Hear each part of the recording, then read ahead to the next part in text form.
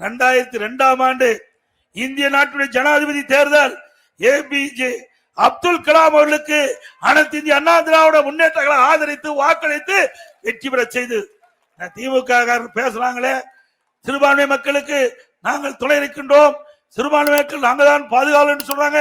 இந்த நாட்டுடைய உயர்ந்த பதவி ஜனாதிபதி பதவி. அந்த ஜனாதிபதி பதவியிலே போட்டியிட்ட மரியாதைக்குரிய மறைந்த அப்துல் கலாம் அவர்களுக்கு இவர்கள் வாக்களிக்கவில்லை. அவரை எதிர்த்து போட்டியிற்கு வாக்களித்தது திமுக. மறக்க முடியுமா?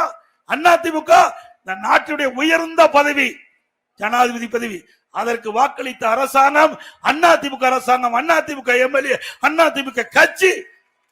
இப்படி இஸ்லாமிய பெருமக்களுக்கு நிறைய திட்டங்களை கொண்டு வந்து நிறைவேற்றி இஸ்லாமிய மக்களுடைய மனம் குளிர அவர்களுக்கு நிறைய நன்மை செஞ்ச அரசாங்கம் அண்ணா திமுக அரசாங்கம்.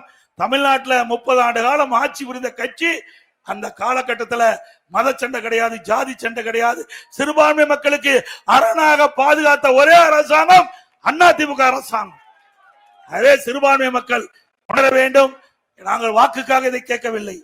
நாங்கள் செய்த சாதனை ஒரு சிலவற்றை இந்த நேரத்தில் குறிப்பிடுவது கடமை.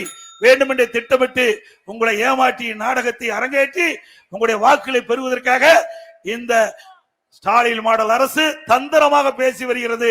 இஸ்லாமிய சகோதரர்களே, சிறுபான்மை மக்களே, ஏமாந்து விடாதீர்கள். இது அனைத்து இந்திய அண்ணா திராவிட முன்னேற்ற கழக அரசு, உங்களுடைய அரசு, மக்களுடைய அரசு என்பதை நீங்கள் எண்ணி பார்க்க வேண்டும்.